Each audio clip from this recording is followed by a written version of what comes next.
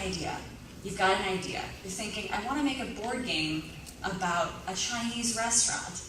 Tim Fowers. I would love to toss this to you because as a creator of Paperback, Burgle Bros, and various other amazing games, where do you start the moment that you have that idea of, I want to do this now?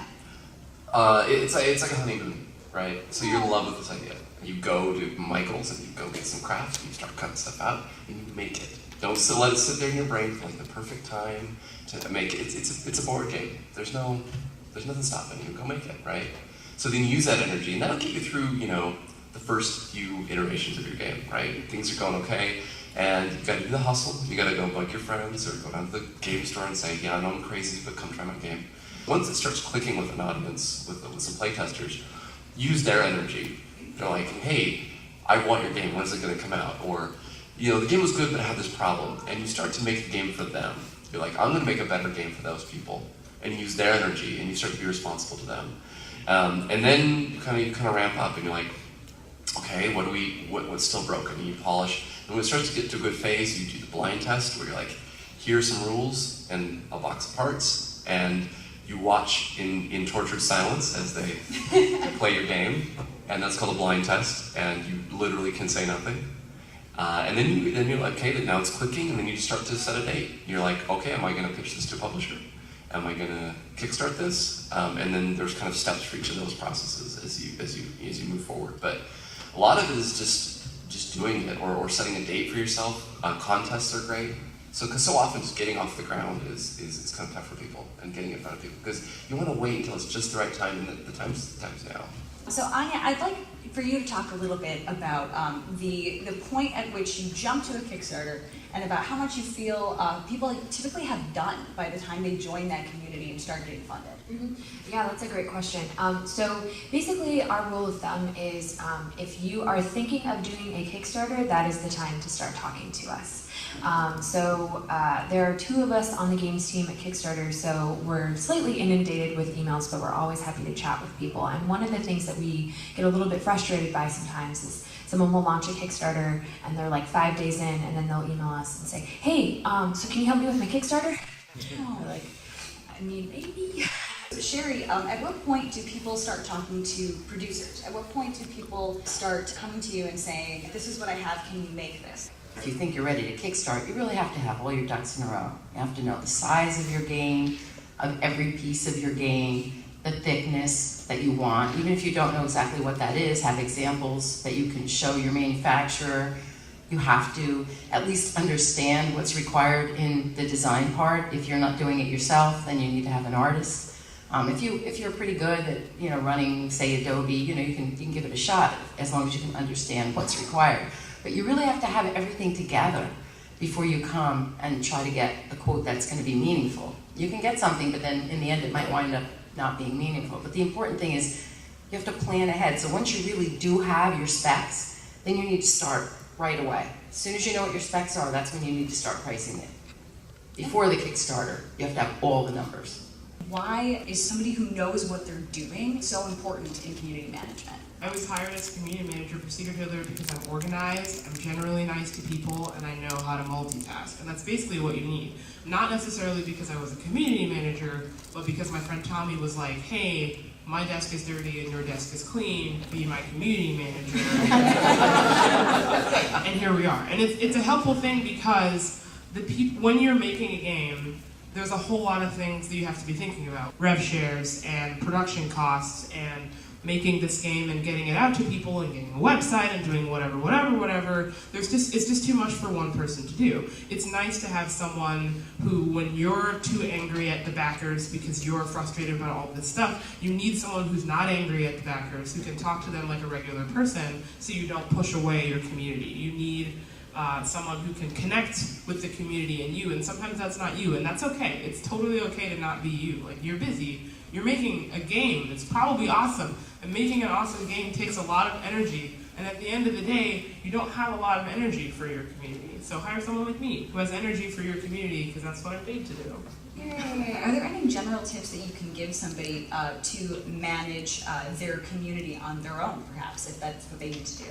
So one of the things that we see that is really basic, that it's very easy to just kind of have an oversight on, responding to your comments on your Kickstarter. Even if it's just like someone saying, hey, super excited about this, make sure that you respond and say like, thank you so much, thank you for backing my project. You know, people want to see that you're engaged with the process. It's 30 days. It's 30 days of non-stop work. Your phone is going to go off constantly. I know at one point we learned through Exploding Kittens that you can break Gmail. So, yeah, it was a little crazy. You want to, you know, continue to be engaged with people. Respond to anything that's on Twitter. Respond to anything that's on Facebook. Any way that you can communicate with your community in any sort of like fun, creative way, I think that's kind of the best way to go about it. When Secret Hitler first started out with me as the community manager in February, we didn't really have a strong voice outside of our backer updates. Like that was basically all that we were talking to people. The first day I started, I saw there were like 800 unread messages in the Kickstarter inbox, which was very stressful for me. I spent 2 weeks and responded to every single one of the unread Kickstarter messages, as well as all of the unread emails, and just answered all of them and was like, hey, sorry this is late. Here I am answering your questions still. And the feedback I got from the community was like, wow, Secret Hitler responds to all my stuff really fast. They care about what I'm saying, and they're going to do something about that. And I'm seeing these changes made, and I'm seeing that they're actually reading these things, and it makes people have more faith in you as a company. So we don't want people to feel disconnected, like, oh, I threw my money at the thing, and now I'm just waiting for it. We want people to say like they're part of it. Like I threw my money at the thing, and now they're telling me how they're doing. I'm asking questions and they're answering, and I feel a part of something that I contributed to, not just someone who's like an innocent bystander. Go ahead. It's really tricky in the sense that Kickstarter, you're instantly famous for something you haven't done yet. So you have to like really manage expectations, and you need to not turn into Oprah and give away everyone a car. So like things will be going good, and you're like, hey, we got a new stretch goal. You price every stretch goal before you give it away. And with community management, the comments thread is like everyone has the memory of a goldfish, because it's just constantly things get buried, and you'll answer the same question over and over. So I've got community people who sometimes just chime in and say, yeah, he answered this a little bit ago, because it's just kind of one linear thread, and people forget a lot. So be patient, and mostly nip any kind of misinformation in the bud, and be as transparent as possible. Because if somebody heard something and then somebody else, the pitchfork could come out and they can pull their backs, and like that can make you really, really stressed when people start pulling their backing and whatnot, and you just have to be like transparent as you can, but don't take any like troll bait. Be very professional, be very transparent, and just don't overpromise. Just be very tempered. And don't come up with promises in the middle, though. Oh, Because yeah, sometimes yeah, they'll come up, don't do that. you know, people will call me in the middle of a Kickstarter and they'll go, so we want to add this new goal. And I'm like, yeah, you kind of should have thought of that in the beginning, because right in the middle of the Kickstarter, it's dangerous to do.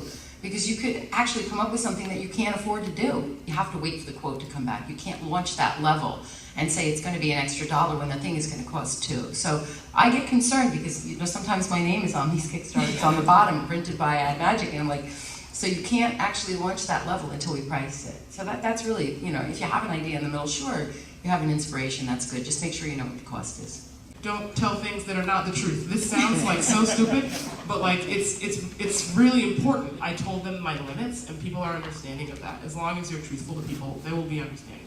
One of the things I love about Cards Against Humanity is that we have a voice. And that voice has been really, it sounds like we're being like silly and irreverent, and in many ways we are. But we have worked hard to make sure that our voice connects with our company and how we want to communicate. Anybody really, I think this is basically for everybody here, what steps do you take to, and obviously this ties very much into promotion of your game, what steps do you take to make a voice for your specific game? Like if you're making a game about a Chinese food restaurant, if you're making a game about a romance novel, like what's that voice? Should be the voice of the designer, in my opinion. I mean, well, the way we work, we have a lot of different designers, and we try to let the designer carry the game, so they have to their inspiration should run the entire game. And they should stay true to their original inspiration as much as possible. Lauren, what kinds of information would you need from a game creator to make a visual representation of what they see as their voice? So for Cards Against Humanity, it's black and white, but Right. yeah.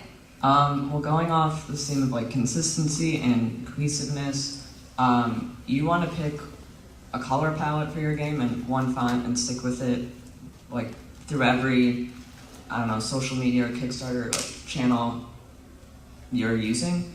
I like, my whole thing is that in the board game community, it's very been driven by names. Like Kinesia, Eric Lang, like you see these names, right? And people are like, I don't care about the publisher. So I've made a distinct thing, because I sell direct, to make these kind of artisanal games that it just has my name and the illustrator, and that's all in the box. No other logos. For a while I didn't even have barcodes on my boxes. This is the thing I made for you, for your shelf. And so I have a kind of a different set of things I'm trying to do with my brand, and I'm just trying to be, it's a Tim Powers game. I'm literally not going to have a company logo, I'm not going to have a company name, it's just me.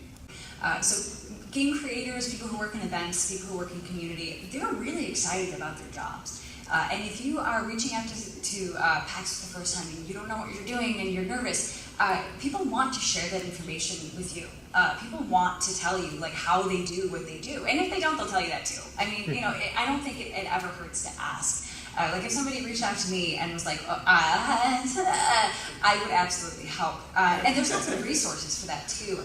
My good friend Jamie Sanchez, who works with Bit Bash, which is this amazing event in Chicago, and if you are ever around for it, you should go. Everybody write this down, indieboothcraft.com. It is how to make a booth and a presence at a convention for the first time. It lists everything that you need in your care kit, all the dongles you need, which is something that I've forgotten. I've been working in events for literally 7 years. It is so helpful. Indieboothcraft.com. Indie with an IE, not a Y, because it's Indianapolis.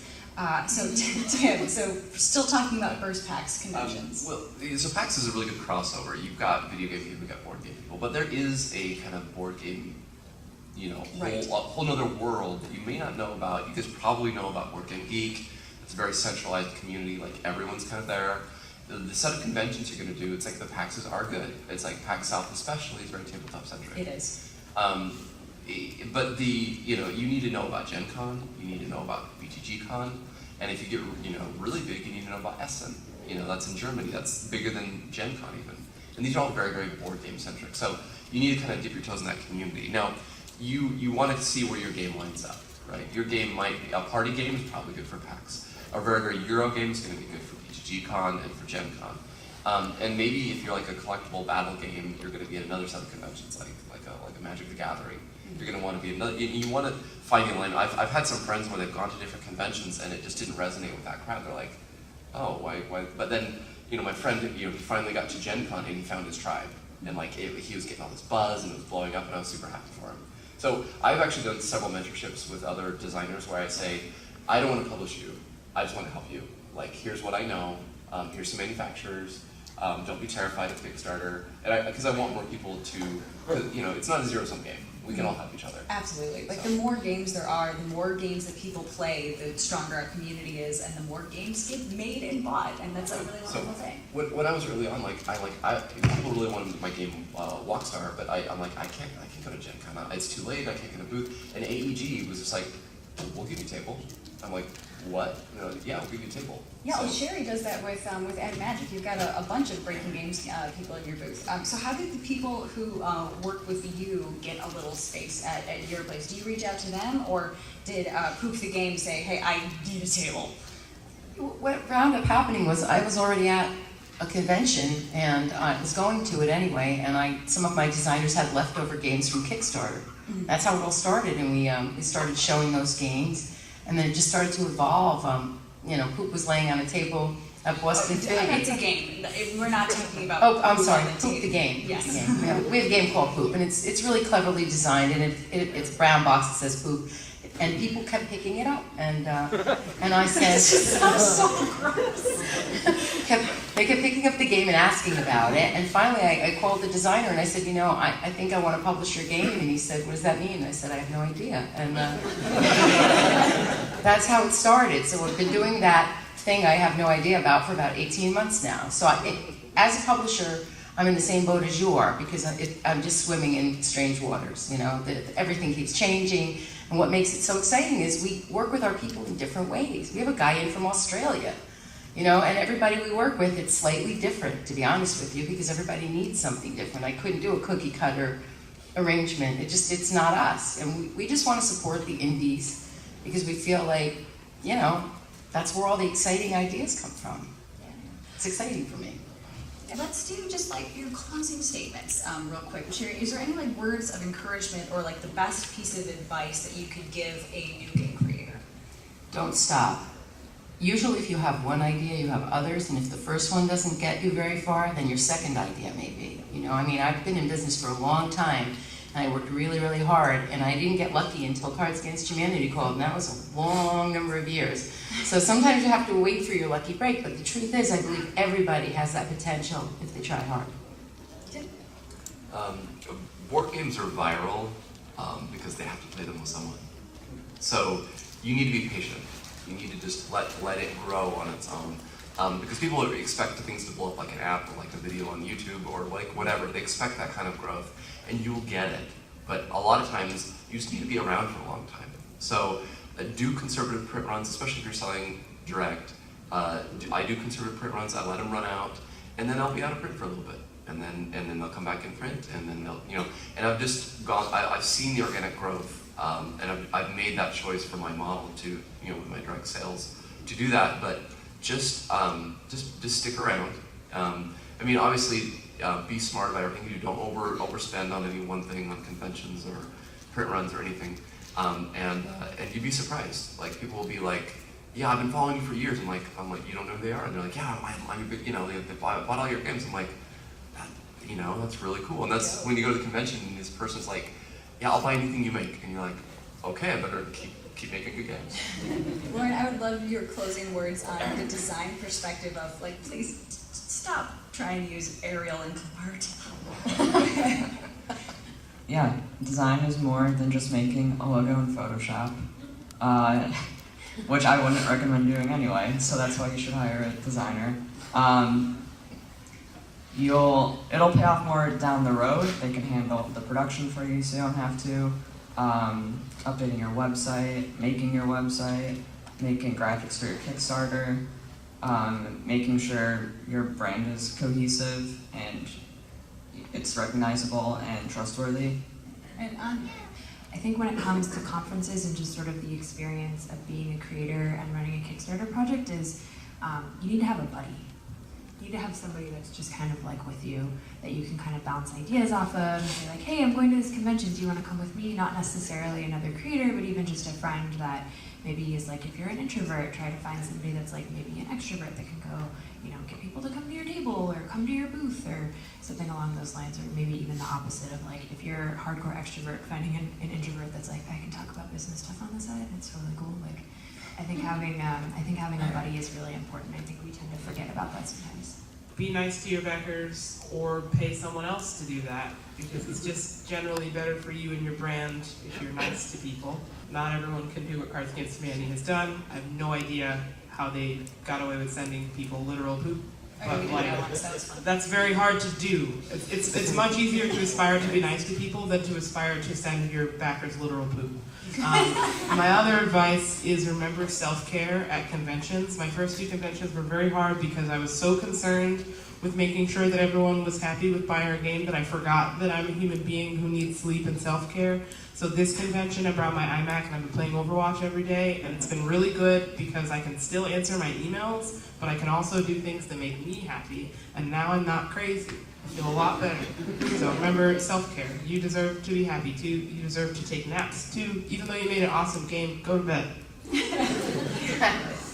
point. I made one last beautiful slide, and it's got a GIF, and it's gonna repeat the whole time because it's like the end, and he's going to lava.